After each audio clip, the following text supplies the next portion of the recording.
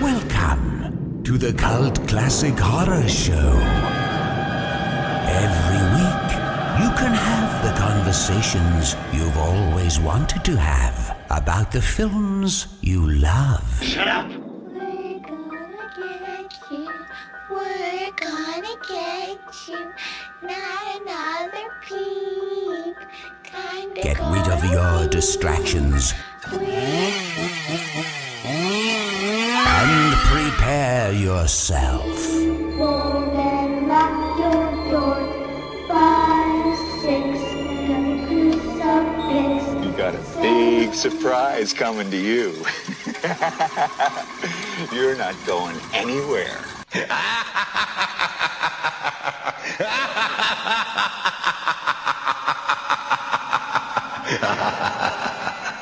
Welcome everybody to the Cult Classic Horror Show. Danny Bonin here with you. And Scotty Bonin here with you guys. We are the Blood Brothers. And The Rob. And Carmelo Chimera. woo woo. Scream 2. Here we are. Scream 2. If you missed us last week, we did Scream 1. So go back through your favorite podcast player and find last week's episode to do Scream 1. Yes, Scream 2, the second story. Or that's House 2, sorry. Although they did talk about House 2, the second story, in Scream 2. They did. I put that in my notes with 3 exclamation points. Yeah. So you can see. Yeah. Who would ever talk about House 2? Although I did like yeah. it. It's not like anyone would do an hour-long podcast about it. Yeah, I was very what the heck? surprised when I heard that. I'm like, Yeah. oh, okay. Yes, here we are. Hopefully this video is coming through on YouTube. If you guys ever want to see us in person, check us out on YouTube, where we will put most of these podcasts on in video. So as long as we don't have technical difficulties, which seems to be plaguing us as we introduce ourselves to video podcasting. yes. Yes, of We'll course. get over the hump, but I assure you, listeners, we are all extraordinarily handsome for Of video course. hosts. Oh, yes. So Oh, you yes. definitely don't want to miss us on video. Rob's even got a cute little curly Q hanging down. Just ever so looking slightly sexy. planned it Looking out. so sexy. No. So You first, guys I'm gonna do the rest of the podcast like this, so it pisses Danny off. Yeah, he's fluff. For those you can't see, he's fluffing his biceps out like he did in his IMDb profile picture. You're looking No, sick. that's all me. No, it's all fluff. It's fluff. Oh, just yeah. We know he got You're rid so of. white. wow. There's the not a star. We know Rob got rid of that Bowflex that was in his garage. I did. He couldn't handle me anymore. Rob and I have I was just matching maxing it out. tattoos. We have matching tattoos, Rob and I. Oh, that's right. We do. Yeah, there's one. Nautica star. There's one of my stars. Mine's on my leg. I can't lift my leg up right now. Well, No. Let's just for move the on. folks at home on radio. Yes. Oh, we got the Please. same colors. Let's let's The move Philippines. on. Impressions? Yeah, first impressions. Let's I'll start. So Scream 2, yeah, I didn't think it was as good as the first one. I didn't think it was a horrible movie. It's still chocked full of plenty of 90s nostalgia and weird tendencies from Neve Campbell. I think she's just got some weird tendencies that I stuck with me because I saw this movie at such a young age. But overall, yeah, it was okay, I thought. It was all right. Ending a little bit cheesy, but whatever. Move on. Who else? Yeah. Rob, Rob, go for it. Well, I mean, I thought that it sticks pretty well with Wes Craven's sequels as being terrible. So. Sweet. Period. Carmelo. Scotty. what's up? You me? Okay, fine. Scream 2, 1997. This was less than a year after the first one.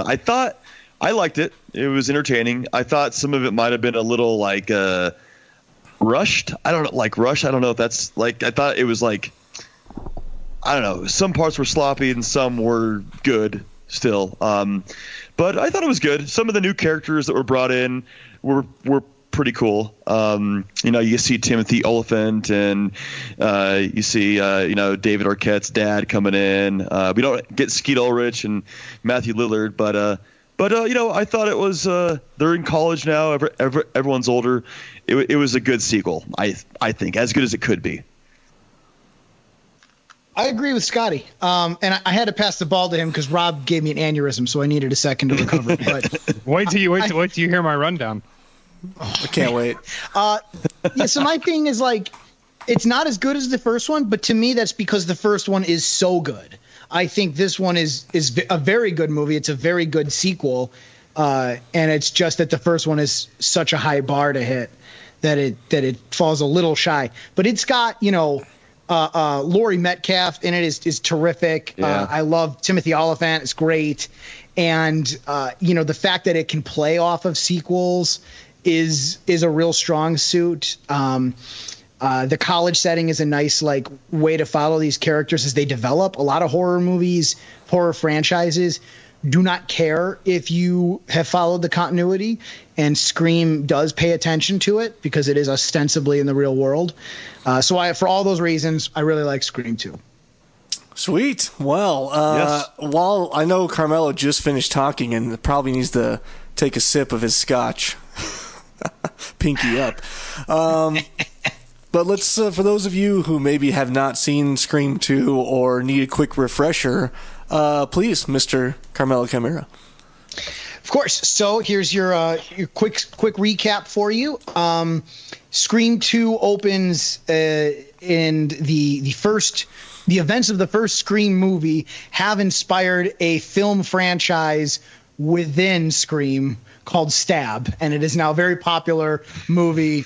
And last time I think we talked about what's meta. This is meta. Yeah. And but at the premiere of this movie, there are some murders that occur. It causes a stir at a college campus where Sidney Prescott, who survived the first movie, is now in school. And, people flock to her thinking, is it a copycat? We're introduced to, her new cast of characters, her boyfriend, other college roommates and sorority sisters who might all be suspects. And we don't know who it could be. It's another whodunit. Everyone's a suspect. Sorry, I had to add that in there. And the killer starts to kill off the main characters really early on. Again, Sydney's very suspicious of her boyfriend, especially after her boyfriend in the last one was the killer. And the body count's a lot higher. We lose Sarah Michelle Gellar, who does not have her Buffy superpowers. We lose Jamie Kennedy's character, the very famous Randy, who gives us the rules of sequels, and he's gone too. And in the entire time, Sydney is pursued by Cotton Weary, who she thought murdered her mother. She fingered him. He went to jail. Sorry, it's an old-timey word. She testified against him, and she sent him to jail. And my rundown's getting a little long, so I'll wrap this up. He he's innocent, so he got out of jail, and he wants her to do interviews and stuff with him.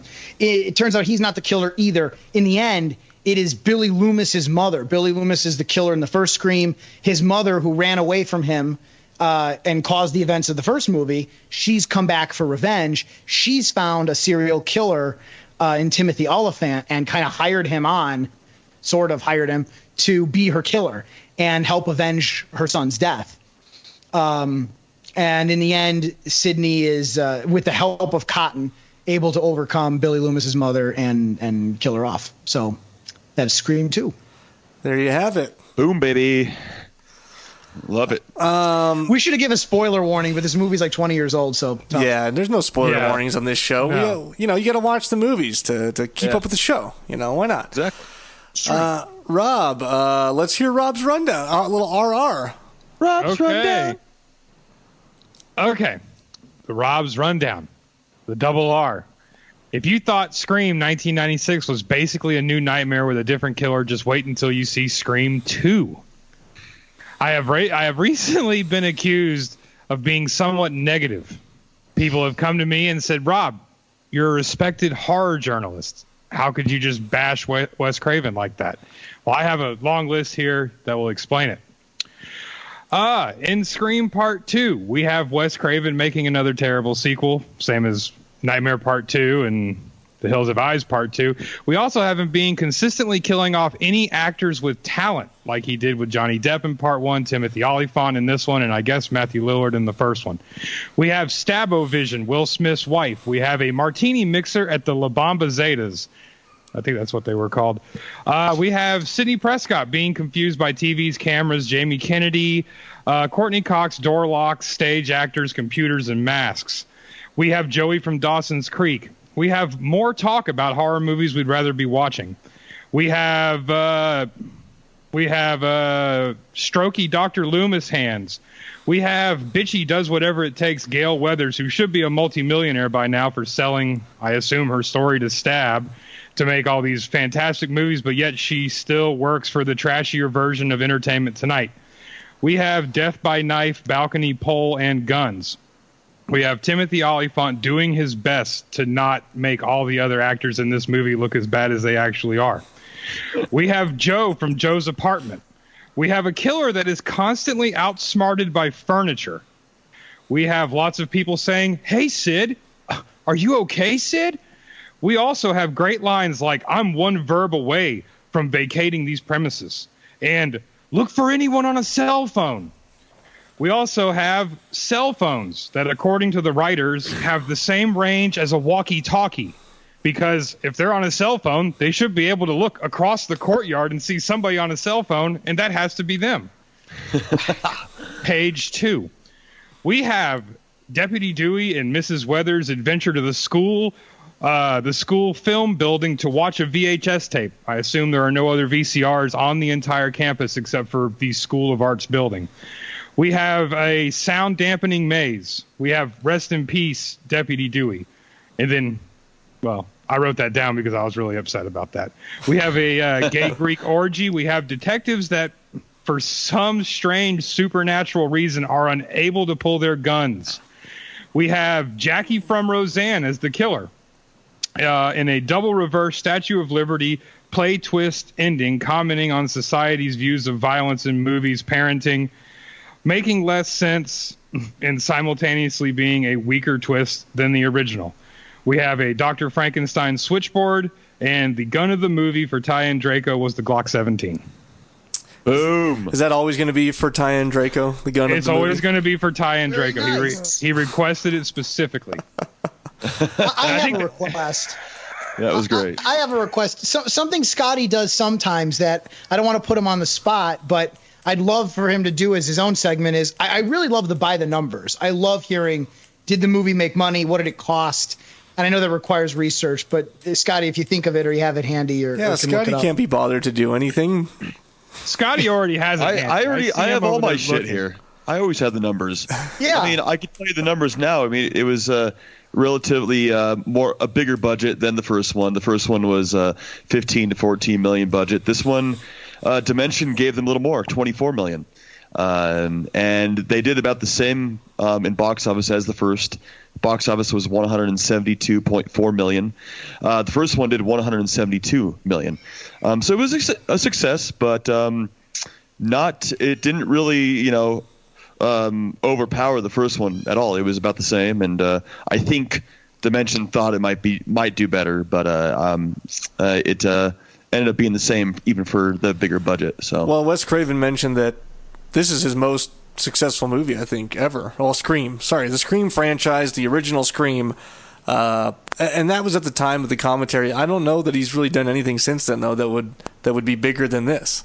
Yeah. And actually, the first one did a little bit better by it was 173 million, and this was 172.4 million, if that matters. So my question is, for sequels, does Hollywood see it as a failure if it does not make more than the first, or is making as much as the first considered a win because sequels will tend to decline? I think the second. Yeah, I think making as much as the sequel, as long as it made a little, way over the budget, I think it's considered a win. And Siskel and Ebert gave 2 thumbs up to this one, and only Ebert gave up 1 thumb up to the first one. One thumb right up his asshole. Yep. That's when Siskel and Ebert were were reviewing movies back in the day. I'm so glad that film critics seem to be a thing of the past because they're just fucking Seems like stupid. it. It's really what has taken the place are ratings by the fans, Rotten Tomatoes, star meters, things on IMDb. IMDb, yeah. You know, Amazon ratings. Yeah. There's no need for critics anymore. It's all just by us. You know. Yeah. So. Yeah. Well, cool. I also wanted to mention before we get into this that the first Scream, and I thought we might have mentioned this, but we never did for last week's episode.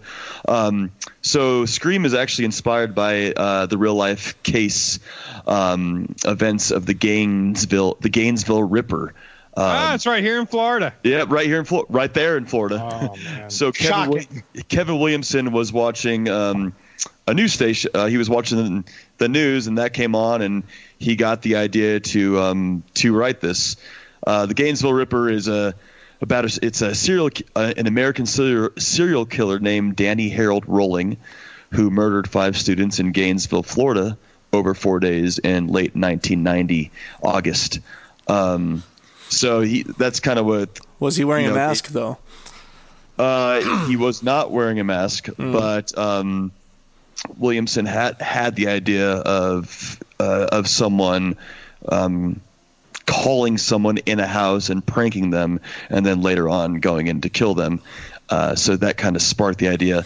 I could read into the serial killer more. I don't believe he was masked, but I believe he did call the students in order to kind of lead them astray and swoon them.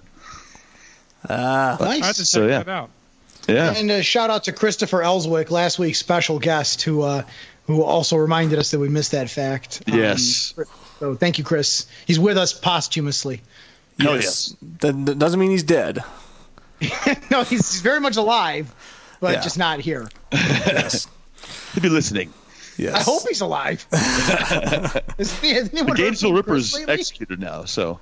That's what we do with them down here in Florida. Yeah. But hopefully Rob isn't a serial killer because he'll go to the electric chair. I don't know. I could see Rob as a serial killer. I think that he's the kind of guy that hunts down. I'm too loud to be a serial killer. If anybody's a serial killer, it's Scotty because he's so damn nice. I think Rob hunts down petite little girls and takes huge dumps on their chest. Oh, Jesus and Christ. He's called the Cleveland Steamer serial killer. There you go. The statements of the Cult Classic Horror Show do not reflect the opinions of Rob. I'm always like the mediator. I'm like mid-ground. I like everything, but sometimes I don't, Okay, well, here we go. Scream 2. We have our opening scene at the Rialto Theater, which is actually the Rialto Theater in Pasadena, California. Ooh. As we've already talked about, Carmela mentioned it in the rundown, this is a film within a film. Stab. I got my pen here. Stab. Pretty good movie name, actually. Yeah, they were starting to write. Not bad. Yeah, they were starting to write this before Scream was even completely released and finished. Scream was in theaters when they started pre-production on Scream 2 already, and that's how fast Wes Craven says you want to follow up when you have a success for a sequel. Yeah, it was quick turnaround there. So I even remember listening to the commentary for the first Scream and Kevin Williamson, the writer, saying, hey, I think while we were finishing up shooting Scream here, I was already 30 pages into Scream 2. And they actually had a very big ordeal where they had maybe 30 or so pages, 30, 40 pages of the script that got leaked somehow online. This was sort of, the internet and DVD, CD-ROM. This was when... That's right. This was, this was in the days... Digital video disc. This is when I'm trying to remember the early games I played on computer, but I can't even remember them now. I was going to make a joke. Fuck it. Doom 2. Yeah, I never played Doom on PC. It was always those city building games. And like Sim City? Not even Sim City, something different, but same idea. Anyways, those were hot. Those were hot and ready, like Little Caesars at the time. So now, I don't know how it happened. Someone doesn't know technology and it got leaked. And Craven said literally 1 million people saw this sort of what the script was going to be, and so they ended up rewriting the whole thing, and it slowed down their process by about 3 months. Originally, and I don't know how much of this was in that original script or not, and how much was in the script that they were rewriting and then they changed at the last minute, but there were a lot of differences. Derek was going to be in love with someone else besides Sydney was the couple. The killer was possibly going to be Cotton Weary, but then it wasn't. But somehow at the end, Cotton and Sydney get in a knife fight and they both die, even though he wasn't the killer. Like, everyone was supposed to die. Like, Dewey was going to die and Gail was going to die. And it was just all this stuff. Then there were some different also versions of the ending as it is now. You know, right now at the end, Cotton Weary decides to shoot Billy's mom and not Sydney, but then they had an ending where he did let Sydney die and all this so that he could get the spotlight.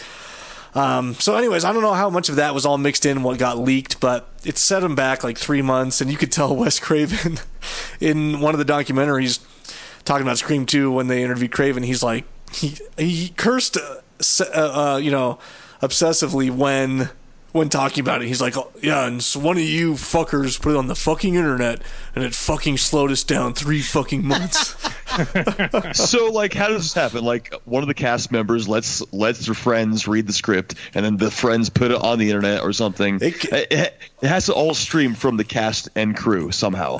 Maybe, or I don't know. It was emailed to the wrong person. Who knows? Yeah. I do know what actress was it? One of them said that when they were auditioning, she got the script for like an hour. They're like, we're going to send you a script, but you had to bring it right back to us within an hour.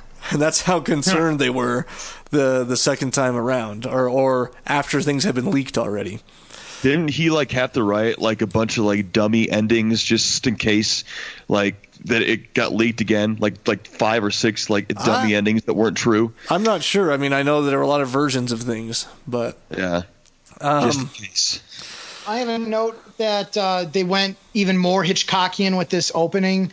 That was something they wanted to do with the first movie. And in this one, the movie now has this shower sequence, and it's all very psycho. And it's almost like it's the first movie with less finesse. And it highlights what the first movie did in that way. So I thought that was cool. That was definitely a nod to Psycho with mainly that shot of the shower head turning onto the camera, you know. That's the Psycho shot right there. Just a couple interesting things. The outside usher of the theater was Neve Campbell Standen. The inside usher they referred to her as a contest winner, so they must have ran a contest. Yeah, must have ran a contest. MTV ran a contest, of course, and actually the MTV Movie Awards, Neve Campbell won Best Actress for this movie. But anyways, after the first Scream, they won. They ran a contest, and some girl won it. So she was the the host to give them the movie tickets there, and they'll give them the masks is what it was. I think she actually did a really good job. I thought she did a good job. So this whole film opens on a stage, quote unquote movie stage, right? You have then in the midst of the movie you have Sydney on stage and her play, and then you have the ending on stage. And I didn't really think it was important or even catch it the first time watching through, but Wes Craven wanted that as the quote-unquote tent poles of his movie to all be related to the stage and acting and even theater acting. So I don't know if that really made an impact or did anything for it, but he did mention the conversation. I'm getting a little ahead of myself, but the conversation with the drama teacher, with that famous character actor, Warner, sorry. David Warner. Warner, yeah.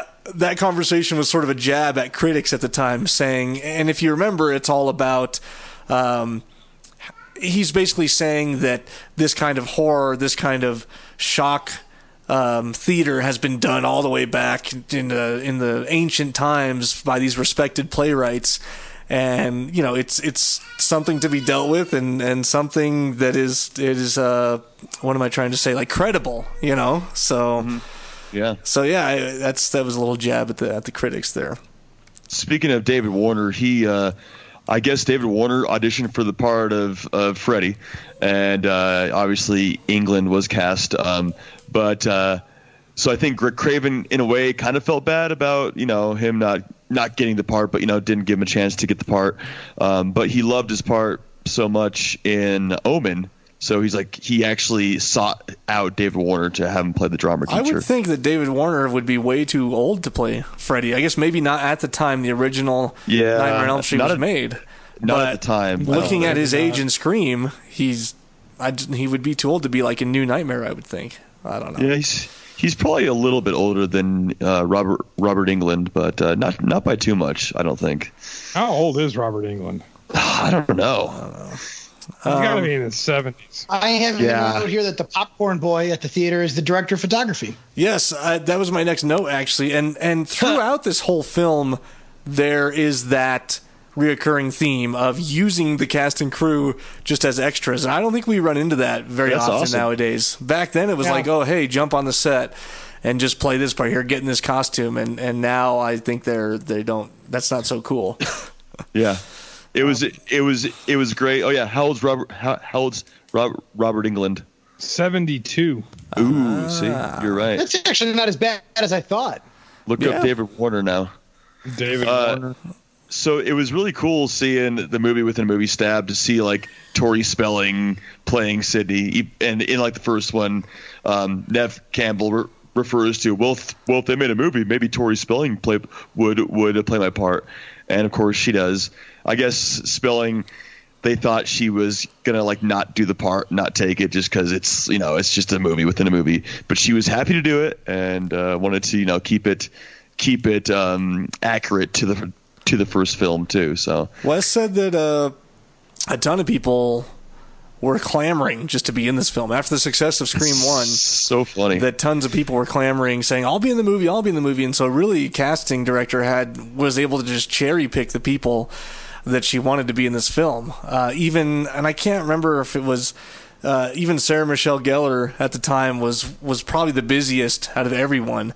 And they arranged it and made time and had her come in, and she was like doing everything she could to make it there and make it work. Didn't she take she like took the part like and didn't even read the script? She's like, yep. I don't know. I'm not sure. Didn't even look at the script. She just said yes. And even though she was filming Buffy the Vampire Slayer and just got done with I Know What You Did Last Summer, which also had Nev Campbell in it and Jennifer Love Hewitt, of course. She did. And also written by Kevin Williamson. She did do her own stunt off the balcony of the sorority house onto a pad, even though I guess it went a little funky and she was real nervous about it, but it worked out in the end. Apparently, it's pretty badass, isn't it? Well, apparently she does, for what Wes said, apparently she does all her own stunts on Buffy. So, wow. I didn't know that. Believe that. Yeah. Pretty cool. Sorry. What about Jada Pinkett Smith? She's awesome in this. Like, she really sells me the opening. Yeah. No, she's good. There's that like iconic picture of her that's like right in front of the movie screen that you see like everywhere. It's only iconic because Dane has it as his. One of our elites has it as his profile picture. Yeah, I've seen it. That's the only place I've seen it. I've seen it in like memes and like stuff too, though. It's like it's part of what you've heard me say last episode. I think when horror gets sad, that's when I feel like it's real, and then that gets scary. And I think the audience freaking out over seeing her dying in front of them and her like desperately begging for help from a room full of people who's just watching, that got me. That really got me. Yeah. I feel like Carmelo's real emotional. I picture him on the bed in Dumb and Dumber crying at I picture Carmelo screaming at the TV watching this movie. Is somebody going to help her? Yeah. They just watched her die. I picture him on the bed crying for like they do at the commercial on Dumb and Dumber. Her character was completely unlikable in this movie. Well, she was kind of a pain in the ass. She was very much a pain in the ass. I just got to remember to have. But I've dated a lot of pains in the ass. I have yet to kill any of them. I got to have the tissues ready. Tay Diggs didn't kill her. Are you talking mean about Omar Epps? Omar Epps? Omar Epps. Yeah. Oh my God. Tay Diggs. He didn't kill her. Speaking of. That is true. Tay Diggs did not kill her. No, he didn't. No, Omar Epps didn't either. We're not talking about Omar Epps. We're talking about Taye Diggs. You know, Taye Diggs once did that get his was head the sliced in whole- half in Equilibrium. I just wanted to, I always have to bring that up. Yes. All right. Yeah, He did. And in real fun life, fact, he he would follows in real life Twitter. he would have just absolutely murdered Christian. Oh, Bale. get the fuck out of town. What was your fun? Yeah, what was your fun fact, Carmelo? Sorry, I missed Taye it. Diggs follows me on Twitter. Oh, heck yeah. What do you know about that? All right. Anyways, yes, go ahead. Quick note about Jada Pinkett Smith that I liked is they talked a lot. Wes Craven and the producer discussed a lot how they had to decide whether they were going to show the movie on the screen or show you the movie that the people are watching, and how that sort of determines whether you're like how in it you are. And they elected to show a lot more of the film just full frame as opposed to watching the audience watch it, because they wanted to put you in Jada Pinkett's seat and they wanted you to feel like you were her in the theater experiencing the movie. And so I thought that was a really neat twist because you don't realize how much thought they put into that. Yeah, it worked out better, and you can tell that you're more into it when it shows full screen instead of just the screen in the theater, and you see everyone partying in the background, which is not how anyone has ever acted in a movie theater ever, by the way. Yeah, If it was that loud in a movie theater, I'd be out of there. I'd be like, what the fucking shut up, everyone. I'm trying to watch a movie. Yeah. Yeah, Scream 2 falls along the lines of like many other horror movie tropes that, yeah, you go to the theater and people are reenacting the movie right in front of you with glow-in-the-dark, knives that look very glow-in-the-dark dildo-ish. Yes. And everybody's giggling and just, having such a good time. No, every one of them would have been murdered. Just because I paid good money to watch this movie, and all of you assholes need to sit down. Exactly. That was the most well lit theater for the movie to be showing I've ever seen. Yeah. Like you can see everything in the theater except probably for the projection on the screen. Yeah. And like I a also little. love how. Oh, go ahead. Sorry. I was saying a little knife stab to the cheek or the ear. I don't know if that would kill Omar Epps. I mean, I'm like, come on, man, it's get right up. in his ear. I mean, so they did. I have a note on that they sort of came up with this on set. Wes Craven. I don't know if it was that day on set, but before filming and doing whatever the shot list, that's what he came up with. Kevin Williamson wrote in the script that, he goes in the bathroom and then Wes Craven makes it scary. And he did that on 2 or 3 different parts throughout the movie. Instead of writing out what actually happens, he just said Wes Craven makes it scary. I still don't think that knife going through the wall and then into his ear would have killed Taye Diggs. That's what I'm saying. It's not Taye Diggs. It did not kill Taye Diggs. No, sure didn't. It did not kill Taye Diggs. Yeah. I don't know that the knife would have gone I don't know through. who this Omar Epps character is, but I can tell you he without died a of doubt. shock. Maybe he went into shock and bled out. Yeah, I don't know. That could happen. I just don't know that a knife would have gone through a stall like that. I don't know. It seems like Rob Stalls are hollow. It seems They're like Rob's the super kind of person that just sticks knives into things for fun for hours on end. Would that work, Rob? No, absolutely not. Okay. All right. Well, that There answers is that. 100% no way Taye Diggs would have been killed by that knife. Okay. No, there is no way indeed. Can we talk about how annoying it is that this fucking guy goes to use the bathroom 2 minutes into the No, movie? I Oh my see. God. I would talk about that, but I went to go see it in theaters this weekend, and I had to get up twice to take a piss. Because it's 3 hours long. Yeah, when was the movie? That, and I watched it in Dolby, which I'll never do again because it just shook everything loose. I had to piss, and then I went and I sat down, and then literally 30 minutes later, I'm pondering, what if I just pretend like I spilled my drink on my lap, and I'll just piss the seat because I'm sick and tired of having to excuse me and leave. But so It was crowded? Oh, dude, it was absolutely packed in there. It was ridiculous. Have you considered going to see a movie without a 64-ounce 7-Eleven gulp between your legs? You know. The funny thing is, no.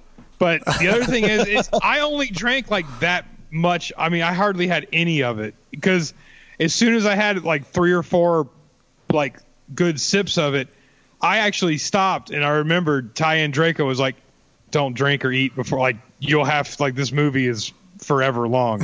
And I actually stopped, but it was over. It was over. You might have a urinary tract infection if you need to use the bathroom. Well, the crazy thing is, I only a sip or two. I haven't peed in 2 days since I've seen the movie. So whatever it was, I got it out. Oh, I see. Man, Moses. That means it's time for the horror halftime. You didn't say it in your German accent. The horror halftime. No, I don't say that part in the German accent. It's the horror freak of the week. Yeah, that's right. Danny, what is the horror halftime for our new listeners? All right, everyone listening, the horror halftime is our intermission, so to speak, of the show, where we announce our horror freak of the week, who will win awesome gear from us, Cult Classic Horror.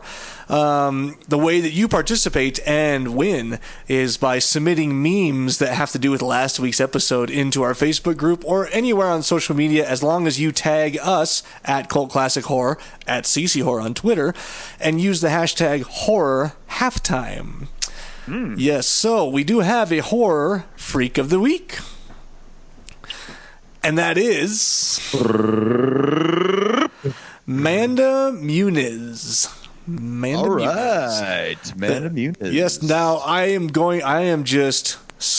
already just came in my pants. I'm so excited. There were just, the participation in the horror halftime this week was fucking insane. So you guys are all awesome. Cannot believe how many memes I saw. Yeah. I couldn't even get through all of them. I mean, I did, but it was so many. Yeah. This week was like a cage match. Everyone was just so back good. and forth. When you thought one was down, he came back with a chair, and it was just brutal. There was tons of newbies that came through. Not tons, but there was a few new people. So keep playing, because you'll win. And then, of course, all the regulars, we thank you guys as well. There were some hilarious memes out there. So, Amanda, just shoot us a message on the Facebook page, and we will send you a T-shirt. Yes, so I'll need address and shirt size. But yeah, reach out to us. You are the horror freak of the week. Real quick, I did want to give a shout out, if I can find the link here. So, a good friend of ours, actually the guy that recorded our Poolside of the Flamingo album, Dave Otero, who's an awesome sound engineer. His wife is doing fiance, girlfriend, sorry if I fuck it up, but she is clairvoyant, mistress of mentalism. And I want to give her a shout out because she is doing an evening of mystery and illusion at the Stanley Hotel, which is right here up in Estes Park in Colorado, an immersive 90-minute show.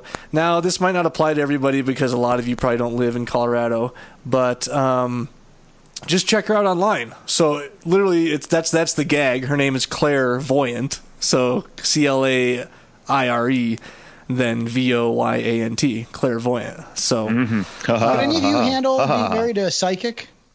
Yeah, I don't know. I wonder. I should ask Dave. Dave is the sound engineer that I know. I should ask him how that is. You know, that'd be pretty cool.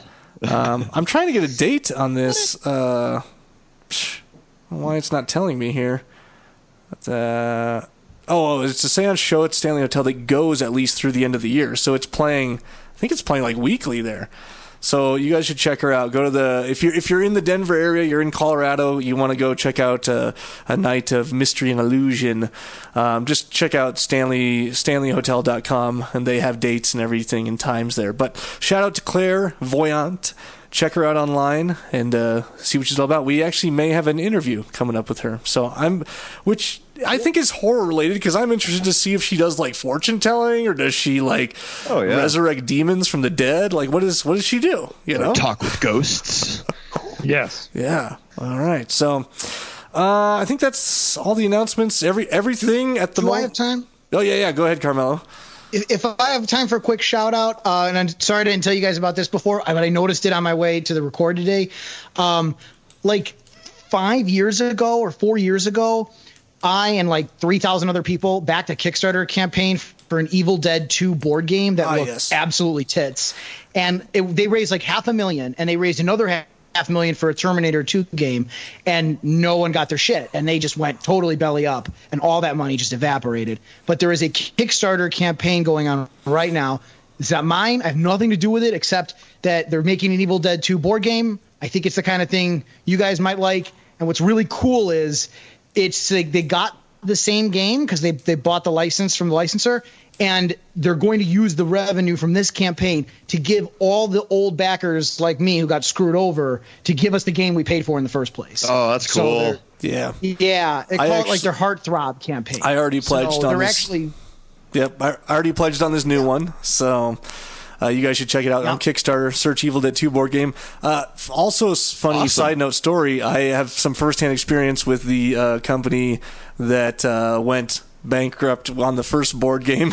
Space Goat? Yes, Space Goat. I don't know. Some of you guys that follow us may know that Scotty and I used to run Evil Dead Fan Club, which is a fan page on Facebook for all things Evil Dead, and subsequently was a store where you could buy Evil Dead designs, and we had a bunch of those invaluable DVDs that we bought from the guy who made them and then resold. We also had a deal with Space Goat selling their Evil Dead 2 comics. And so an order would come through us, then we would go through them, and then they gave us a discount, and they would ship it out to our person.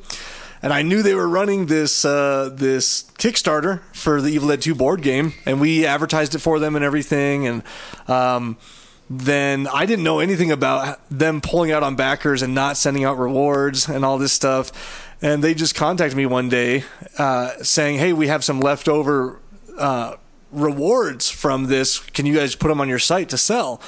And I was like, yeah, sure. And so it was like the replica dagger and the replica Book of the Dead. And I put them up on the site because I didn't know anything about anything. And we sold like a few of each, and they weren't cheap. Like they had them up for pretty high. Then we started getting these messages like, where is this coming from? Like, I am supposed to get this. I didn't get it. And a bunch of people. And then I, after doing some digging, I realized that they had screwed all these people out of these rewards that they had like a storage unit full of. And so, oh my god! Yeah. No. So I told them, I was like, "Oh, we're not selling these anymore," and I cut off all business with them. And so yeah, apparently they still had like a storage locker full of this shit that they'd never fulfilled. That's crazy. Yeah. So so in any case, there's only 2 days left in this Evil Dead 2 campaign as of this recording. By the time you hear this, probably less.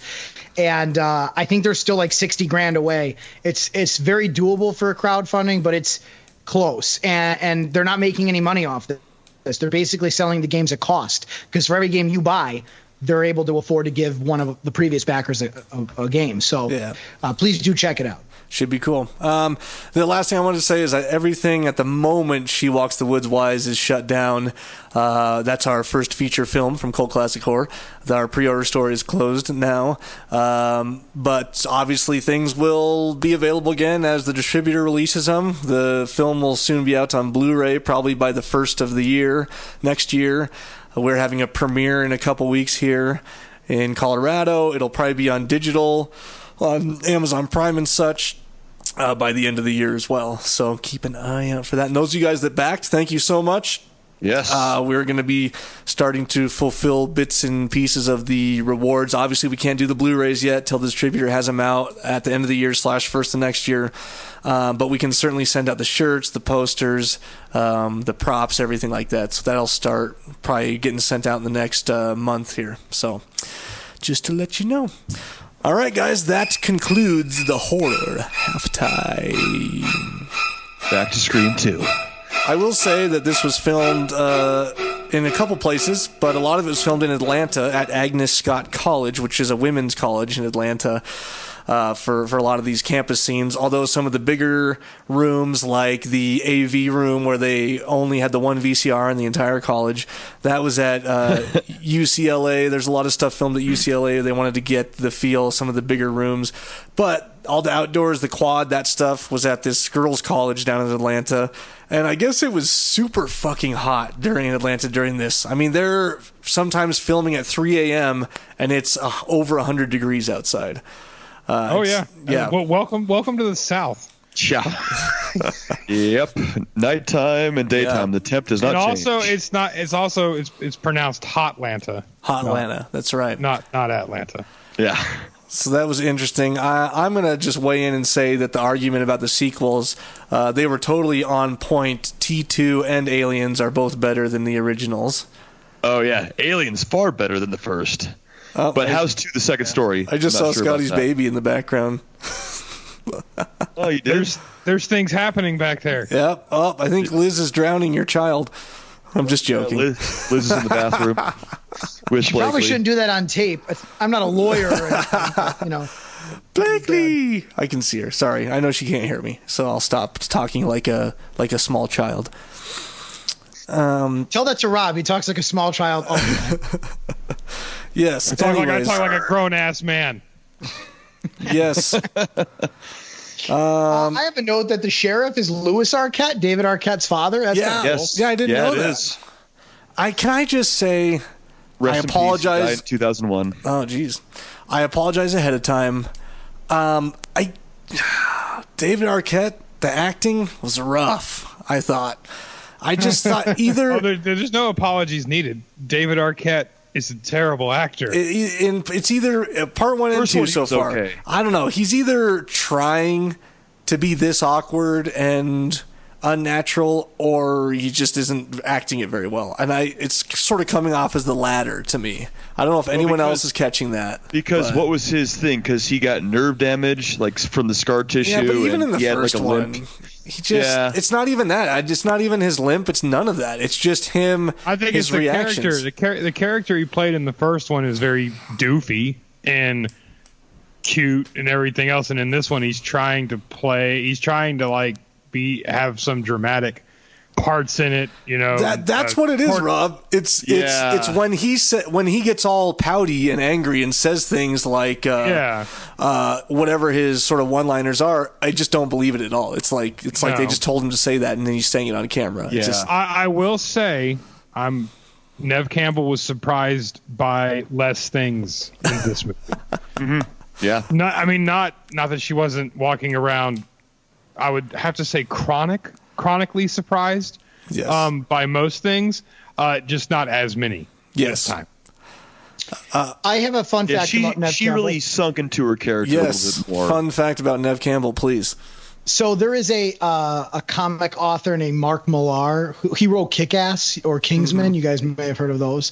And he's apparently Nev Campbell is his number one celebrity crush. And I guess he sat next to her once on an airplane from like New York to London, right? They had this long flight together. And they're talking and she's giggling and he's thinking he's actually getting somewhere. And he's like, oh man, this is a dream come true, right? This is my number one. And I guess as they landed, she says something to him like, well, it's been so sweet talking to you. You remind me so much of my father. And it's like, I guess they're the same age too, him and her. So he just shut down. Wow. I don't know why. I used to think Nev Campbell was pretty hot growing up, and now rewatching this, I'm like less impressed. She's sort of got this like frumpy body, and I don't know. I'm less impressed. No way. She is. She's very hot still. And, I mean, the first one she was hotter, I must say. But like, no, I'm gonna have to stop Scotty there. The first one she was. Okay, I will. I'm just gonna say. Okay, like Heather Langenkamp. It has like the Nev Campbell thing with me. Heather Langenkamp in the original Friday or Nightmare. No. Couldn't do it. Now, like Heather Langenkamp, early '90s, the Freddy's New Nightmare, yeah. And I think Nev Campbell gets better. And I honestly, after watching all four of these, and the last two with a gun in my mouth, the Nev Campbell does get better with age. Yeah, Courtney Cox does not get better with age. She just gets skinnier and more frail. I'm assuming you really enjoyed Nev Campbell in Skyscraper with The Rock, then. I don't support The Rock. What about her in Wild Things with Denise Richards? I like Denise Richards only because she's a survivor after having to live with Charlie Sheen for as long as she did. But I've still never seen Wild Things. Have we? We've not reviewed Wild Things because I feel like I could put that on the docket. Yes. I don't think that's a horror movie. Something. I think it's probably a horrible it is not. movie, but I don't It's know. We not. if can it's a watch it horror to movie. find out. That's true. Sorry, I just wanted to say something about Nev Campbell. Like all these actors' schedules were crazy busy. Nev Campbell, Sarah Michelle Gellar, Jerry O'Connell. You know, they were all in TV shows because Dimension, you know, and Wes Craven, they wanted to get like established actors. But Nev Campbell would shoot Party of Five on Mondays and Tuesdays during the day, and then spent Wednesday, Thursday, Friday, and Saturday and Sunday on this movie, most which were night shoots. And on Sunday, she would work all night until 6 a.m., go home to shower for 15 minutes, wash all the fake blood off, and immediately go to Party 5 without sleeping at all. Wow. So that's a pretty did schedule. she wander around in Party of Five, shocked and surprised at things? I don't remember ever. I never watched Party of Five. I was a My So-Called Life fan. Get the fuck out I of here. was more of a Claire Danes fan myself. I love Claire Danes. I think she walks around in Party 5 looking like she hasn't slept in a long, long time, and that's probably just from Scream too. She had time to have a boyfriend too, because I think she was dating Matthew Lillard at this time. She was. Yeah. And he cameos in the movie. He doesn't does. Yeah, he's in the background. He walks across the screen. You can't see his face, but What? Wes says that's him in the blue shirt right there. He's dead. Yeah, I know. How did Matthew Lillard let that one go? I don't know. Before we get too far away from Dewey, although we'll probably come back to him, he was probably really tired of waking up next to a woman that looked like she just got done with The Ring. Just scared every time. Yes, Dwight. that's Nev Campbell. Dwight. So Dewey I didn't even notice this on either viewing, but Dewey had his own theme. And this theme song basically, especially when he first comes on there. And it's relicensed. It's a piece by Hans Zimmer that originally appears in Broken Arrow and has been relicensed. Yeah. I do love Broken Arrow. I haven't seen it in a while. I love Hans Zimmer. Yeah, I love Hans Zimmer. I do like how Wes Craven. Isn't this where they kind of like set in stone? Scream has a theme song now, like they did. Freddy has a theme song. Does Scream have a theme song? Is it the right hand? Is it the Dumb and Dumber song? That's another. See, it is. Oh, that's right. I watched Dumb and Dumber, and that song came on. I was like, Wes Craven ripped off somebody else. I'm telling you, that song is the Dumb and Dumber song, and now I hear it in the Scream movies, and I'm like, what? No, this is the Dumb and Dumber song. Well, yeah, if you haven't watched it, Part 3 and Part 4, that song just constantly plays. Well, there's a song called "The Race" that David Arquette co-wrote that's in this movie by year 2000. So I don't know if that's a band that he was in or he just wrote that one song. Anyways, go for it. What's it, Carmel? I have a note from my wife. Left me a note. Why is Dewey wandering around looking at trees like an idiot? It's just so true. Thought I'd throw that. It's so true. I'm just telling you, David Arquette He's very shy. Did not do that great. Those scenes with David Arquette doing doofy things, that's when I believe it's David Arquette. I don't know, man. Like the scenes where he's like, you broke my heart. Robot or when it's I will say the only scene in this movie the two scenes in this movie that absolutely infuriated me was one when I guess it's David Arquette's father who reassures Nev Campbell, who looks shocked and amazed, that he's hiring he's got his two best detectives on it, and they're idiots. These guys both look like they're in their 80s. I got my two best detectives. The killer comes up, has to close a 150-foot gap, and they can't pull their guns. Or when they do, they just hold them at the killer like they're just complicated flashlights. It's true. And nothing happens. And then two, the one that really had me screaming and laughing was the cell phone thing. He says he's talking to her on the phone. Quick, let's scan the courtyard. Who's on the phone? You said this. But there was a 5-minute scene of them running around. Who's on a phone? The killer's watching them. Yeah, he has to be within sight. He has to be within sight. He could be on a rooftop. It's not that the cell phone's a walking 500 yards away. Rob doesn't understand these things. It was so bad. It was. So we get through some of this. Couple tidbits here. We should just make shotgunning a segment. We should just Yeah, we should. Shotgunning Yeah, time. we should. I'll shotgun a few things. I'll shotgun a beer. You get through as many facts as While you shotgun a beer. Selma Blair is the voice talking to Sarah Michelle Gellar on the phone. A little tidbit there. Ooh. I already said Sarah did her own stunts.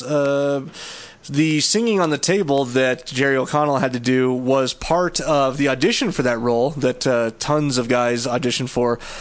Then also editing this singing part was very hard because they just went for it many takes over and over, and he's a cappella and not the best singer, and so it's in like a different key every time. It doesn't match up. Yeah. And so yes, and the clapping, there's people clapping in the background, and he's not going the same rhythm every time. And so the editor said this was by far the hardest part of the entire movie to edit, was just trying to sync everything up and make it sound all right.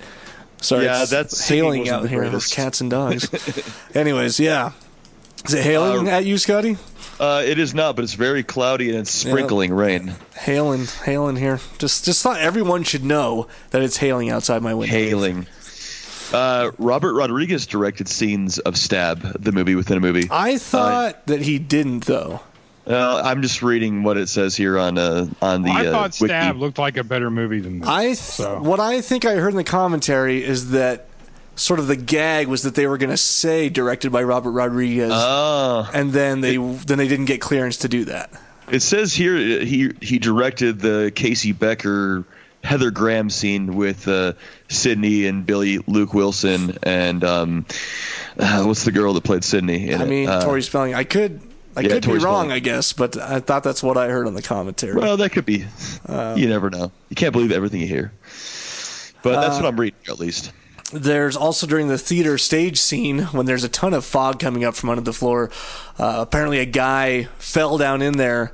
They had masks on and almost suffocated to death in the fog. And then people were jumping out to help him. They were starting to feel the effects because it was done via dry ice, which is straight carbon monoxide, I guess. And you're breathing that in, and only that you start to pass out. But it all turned out fine. They did call the ambulance, but he was okay. But Wes Craven said literally almost died. What a fun day. Danny Elfman did the score for that show, for that play within the movie. The aria, whatever you want to call it.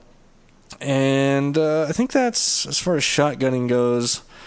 Yeah, because wasn't that song from Top Gun the one that Jerry O'Connell sang? It was actually from that's like Top a classic, Gun. I think, an old classic by Yeah. I don't know if it's in Top Gun. But I think it's sung in Top Gun too. I think that's what they reference it in the movie. Oh, I think Tom Cruise sings that in Top Gun. I'll tell you, Rob, you were already saying that Oliphant was the best actor, but I think I got to argue that Liev Schreiber is the best actor in this film. Oh, I love Schreiber. Is it Liev or is it Liev? Liev? They kept saying Liev Schreiber. Okay. He plays Cotton Weary. Yeah. Yeah, I liked it. I just think when you look at it, though, it's Timothy Olyphant. And you're just like, holy shit! I didn't know Timothy Olyphant was. I would argue that Liev Schreiber. But I mean, Liev Schreiber is in this movie probably his role was just better. But Timothy Olyphant, when he's sitting down, next to Jamie Kennedy and all these other ones, it's like it's very clear. Yeah, he does. Out of all of these, who's going to have a career? Well, it is like gleamingly clear that Timothy Olyphant's going to have a career, and maybe not so much the rest of these people. And I think I agree with the exception of Jamie Kennedy, of course, which nobody thought Kennedy. No, nobody thought. Liev Schreiber. Liev Schreiber, thank you. Liev Schreiber and Timothy Olyphant are spectacular, and I think they both have had. I think both of their careers are very comparable to each other as far as what they've done, Right. So this was Oliphant's first kind of like leading role in a feature film. I mean, he had some co-stars before this, but this is his media role that he'd ever played until what he played afterwards. But Liev Schreiber apparently a real method actor and very much admires Dustin Hoffman and knows him as a friend of Dustin Hoffman. So got some of that from him, I guess. Just name dropping. I got a couple of facts if we want for the end of this. Yeah. Something from my old classics education when I was a philosophy major is the play that Sidney's in is the Oresteia by the Greek playwright Aeschylus. And that's a trilogy of plays that focuses on Cassandra, who's a mythical figure cursed by Apollo to be able to see the future but be unable to change it. And so some people theorize that it's symbolic of Sydney, that Sydney is likewise cursed, and that she too is surrounded by this fate of this being in this horror movie that she cannot change.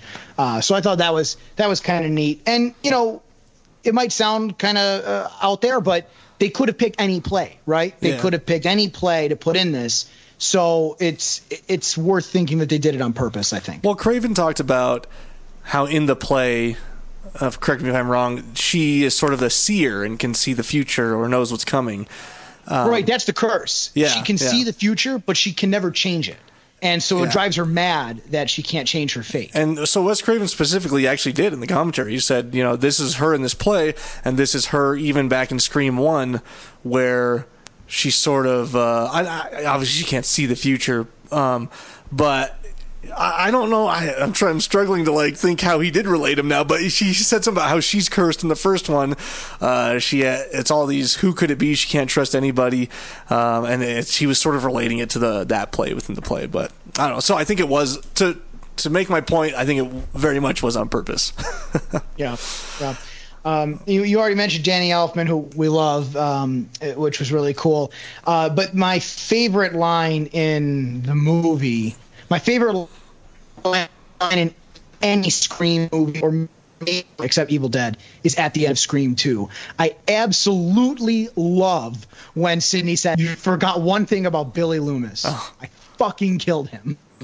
Because it's so cold. That's great. And they talk about Billy Loomis like he's the devil. And he would, if a serial killer tomorrow killed 6 teenagers in a costume, oh my God, it'd be everywhere, right? And she's just so ice cold about it. I love it. That's a good line. Dewey's hand, just to confirm, is paralyzed. That's what it's supposed to be. I just was very confused by his hand stuck out there. Yeah, because he has I think it was a temporary condition paralysis. from getting stabbed in the first movie. Yeah, it doesn't seem to come back in the 3 and 4. I honestly, I've seen them but don't remember them, so I'm almost fresh going into 3 and 4 coming up here. I was wondering why they didn't watch the VHS tape at one of their houses. Why they had to go to the college to watch it. Well, that's what Rob was saying earlier. Yeah, it's pretty bad. So, originally so what they do to Jerry O'Connell, that hazing ritual, I guess it's a thing when really the right way to do it, he's supposed to be tied up to something naked. They opted not to have him naked, and originally he was going to be hung up and tied to a tree outdoors, but once again, Wes Craven wanted to stick with this stage theme thing to end the film on, and so changed it to have them taking him into the auditorium and hanging him on the thing from the play and having him there like that. So it's a good thing they didn't do him naked. Yeah.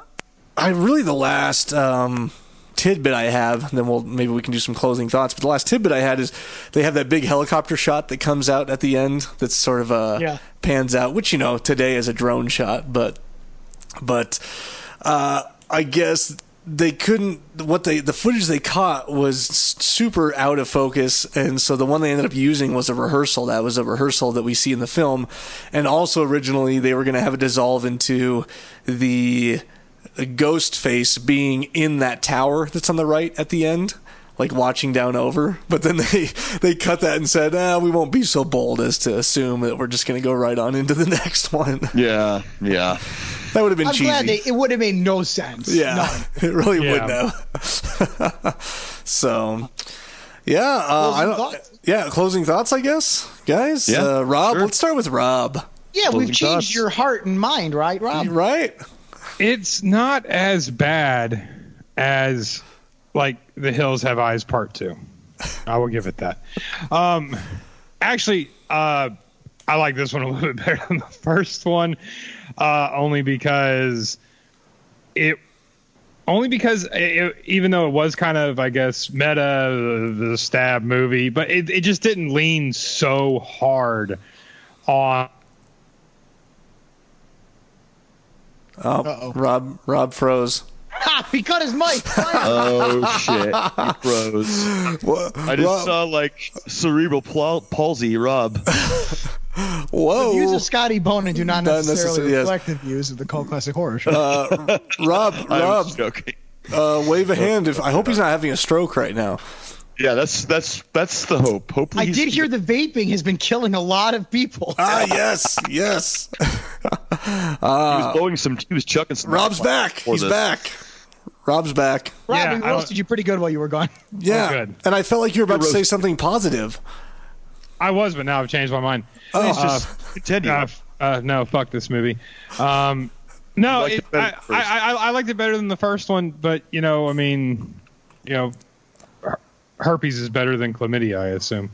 So I think it's the other way around, maybe. No, it was pretty good. Like I said, I like this movie just because this one I think was more of a just more of a regular slasher. It didn't have as much winks toward itself. It didn't think it was the first one to me just thought it was just so smart and witty, and this one was just kind of like straightforward. And I actually liked this ending better because it was absolutely ridiculous, and Jackie from Roseanne is awesome. So honestly, Jackie from Roseanne won this movie for me.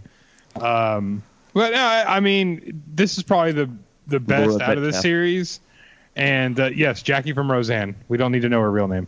And I think most of the people in the group hate this one. They think this is the worst from the series, and this is my favorite so far. So. Oh, all right. Well. Oh, Scotty's in trouble. Yeah, Scotty's got to take care of Blakely. Oh, he must have muted his mic or something. Now I'm on. So, Carmelo, closing thoughts? You know what? I've heard everything Rob has to say about this movie. I've given it a lot of thought, and you know what? I disagree with him still. He's still wrong. This movie's very good. This movie only has 50% on Rotten Tomatoes, so I mean, I'm half right. Yeah, you know what those Rotten Tomatoes folks don't have, right? Here a it is. podcast. We have a podcast, and I say it's good, and that's all I have to say. You like everything though, except for Mad Max Fury Road, which makes, I think we settled this last week, which makes all of Carmelo's opinions null and void. Yeah, he's got a point there. He does have a point there. All right, I'm just gonna. Are you done, Carmelo, with your closing thoughts? Okay, I'm gonna move on here. Sure. I like I said, I was just sort of like, I just enjoyed it, and I just took it as it came, and I'm not super amazed. I don't hate it. I don't absolutely love it, but I think it was a decent film. I think you got a lot of 90s stars crammed in there, which did good for it. I think there was some good acting, but also some bad acting. And overall, like, I own it now. I don't know that I'm going to watch it a bunch, but I probably still did like the first one more, just because it was a little bit revolutionary. And I sort of liked how the first one... I sort of liked what Rob hates about the first one. I liked how it was in tune with horror and everything. So, well, it had to be. It was written by a horror movie director that had made like 5 sequels to one decent movie. It wasn't written by Wes Craven. It was written by Kevin Williamson. It was written by the creator of Dawson's Creek. Yes. That's my apology. I don't know. And I know he did last summer. All right, Scotty. Yes, so Blakely and I liked how it began with a kill right at the bat, just like the first one. Told 2 separate characters, Jada Pinkett Smith and Omar Epps. That's what I liked about it. It kind of, like I said earlier, I felt like there was a lot of things that were kind of sloppily rushed a little bit, but I think the kills made up for that, and the good cast made up for that. Overall, I like the first one better as well, but this one I don't hate, and I still thought it was entertaining and was a good sequel. Everybody go like this. Yeah. That's what Blakely does. Blakely. Yeah. Oh, look at the screen. Before you stop there, Scotty, what are your feelings on Mad Max Fury Road? Oh my God. I loved it. Okay. Yeah. No, that's just it making was, sure. Yep. I know that maybe it didn't have like, Don't I know- do no disclaimers. I know maybe didn't have like a big plot and didn't like go. It had to a lot an of enormous places, plot. There was milk involved. but it was I just so action packed, and I love Tom Hardy. I just seeing him doing stunts Okay. gives me fun. Let's just move on to the last segment of What did you watch? I watched Mad Max Fury Road, Oh. and I loved it. And I didn't even buy it. I just rented it again, so I will go back and rent it again. Carmelo's out. He's out of here. Is that Mad Max Fury Road like graphic novel back there on his library shelf? he's Yeah, I hiding think from us? so. Yeah. Would you watch anything, Carmelo? I went to see It Chapter 2. Oh, I did too. Oh, It was Yeah, I really liked it. I thought it was really good. It was nice and streamlined from the story. I thought the actors were incredible. They were incredible on their own. They were Bill Hader. incredible as doing adult versions of the kids. I will say, you know what? The movie does, I think, a little over rely on jump scares. I think that's like kind of the formula, is, I'm going to go Yeah. somewhere that gives me bad memories. And then, wait a minute, there's something strange. holy shit. There's bad memories Walk here. toward it. Oh my God, look. And it's like, it's still scary, but it's that doesn't quite do it for me. But the movie has such depth in terms of the characters and what they need to overcome to beat Pennywise that it makes up for it. And I really enjoyed it. yeah. I'm going to raise my hand. I have a question for Carmelo, and it doesn't relate to Fury Road this time. Okay, then I'll accept your question. Okay. Now, I'm going to do a full review on it, but I loved the adult actors and all this, but I think the movie would have paced better if they had lost some of the scenes with the kids. Just a couple, because like what you were saying, like there's a part of the movie, like everybody has their own individual path, and it all leads to their own individual jump scare and their own individual flashbacks. Yeah. But that's the only part of the movie that I when Carmelo said the jump scare, like what he's saying is it relied heavily because they literally set you up, and eventually you knew you were being set up for a jump scare. It was just coming one right after the other. But I love the movie. I'm just, you guys, I just wish that I could go see movies. Yeah, on Danny's point there, the movie I watched was The Road this week because we were driving. Oh, I love that. I love The Road. Viggo Mortensen. Yeah. I know I've seen The Road, but no, but we were on the road a 4-day trip with. Oh, Will it was a Smith. joke. Yep. I see. Yeah, I've seen The Road though. It's a great movie, but I didn't get a chance to watch anything. So, I refuse to watch any Viggo Mortensen movie except for Eastern Promises. I love It's pretty good. History of Violence? Anybody? I like History Texas of Violence. Chainsaw but 3? Hidalgo. I don't think any actor does a better job than Viggo Mortensen in Eastern Promises. That's so a good it's like movie. if I see Viggo Mortensen, I'm immediately going to just go watch Eastern Promises. I watched The Frozen Ground with Nicolas Cage and John Cusack, the Robert Hansen serial killer story up in Anchorage, Alaska. Robert Picton. No, it's Robert Hansen. There is a Picton. They're two separate. I thought it. Oh, okay. No, it was good though. I actually liked it. I've seen Frozen it's Ground. good. It was good. I think is that all I watched? Yeah, I don't know. I think I watched a couple others, but they aren't. I watched Crimes of Grindelwald like last week, but that's because the wife had to watch it with me. I did watch one more on a Danny recommendation. The Blumhouse action movie where the guy, the people have like guns built into their arms. Upgrade. Upgrade Oh, yeah, was Upgrade. phenomenal. Yeah, I told ya. Really. I watched District 9, and it came love up as a District 9. recommendation. I came up as a Oh my God! Oh my No, God! no. I love District 9. I can win every argument against Carmelo. Carmelo, I don't know if you. I guess it was before your time. Have you not seen District 9? Is that the problem? Have you? You know what it is, Carmelo? Have you not listened to the episodes where basically Charlton Copley is God? I don't know if you know that he is a god. Who? The main actor. Oh, I love that guy. He's great, but What? What District episodes 9. were that? I've listened to every episode. We've talked endlessly about Charlton Copley. When I convinced Danny to watch Open Grave, and he's he good was in like, that. He's like, and then I think there's like 3 months where every What Did You Watch was a Charlize Copley movie. Oh yeah, Hardcore Henry.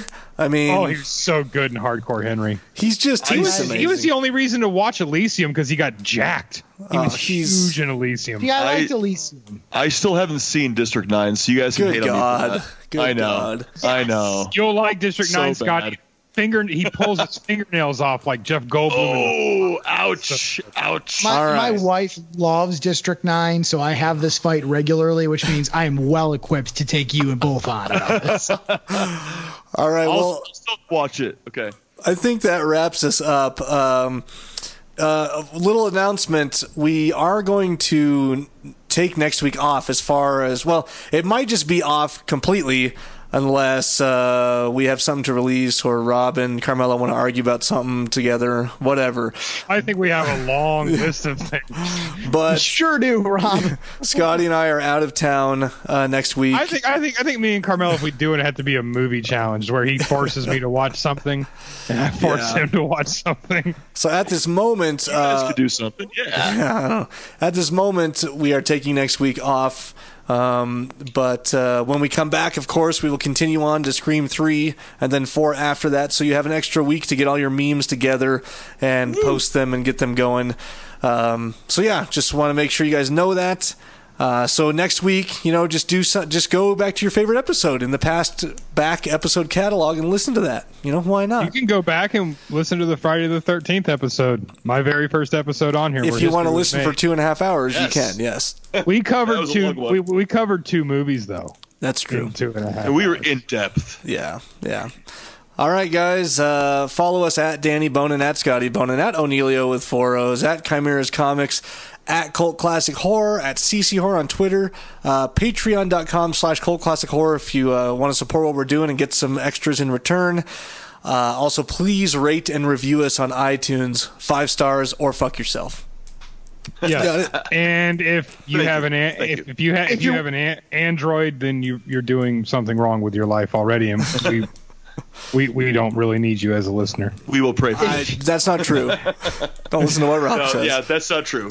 If you're watching us on YouTube, please go ahead and like and subscribe and give this video a thumbs up as well. Yeah, let's get those YouTube subscribes up. Even if you don't watch on YouTube, just head over to YouTube real quick, Cult Classic Horror Show, and subscribe. Yeah, click the notification bell. It'll tell you Blakely what new says, episodes please come up. subscribe. Yeah.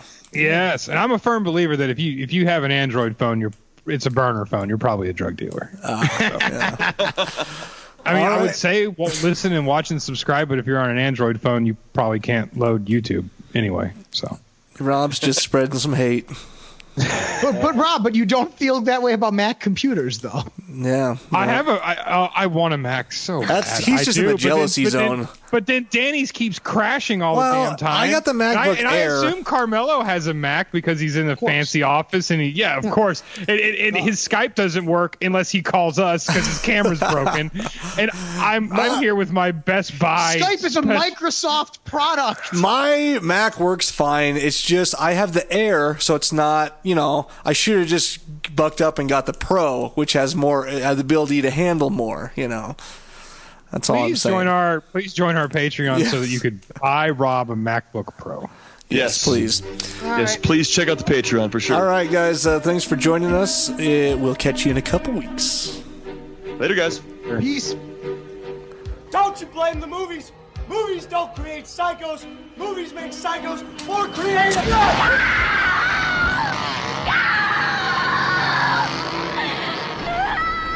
Oh, yes. There will be blood.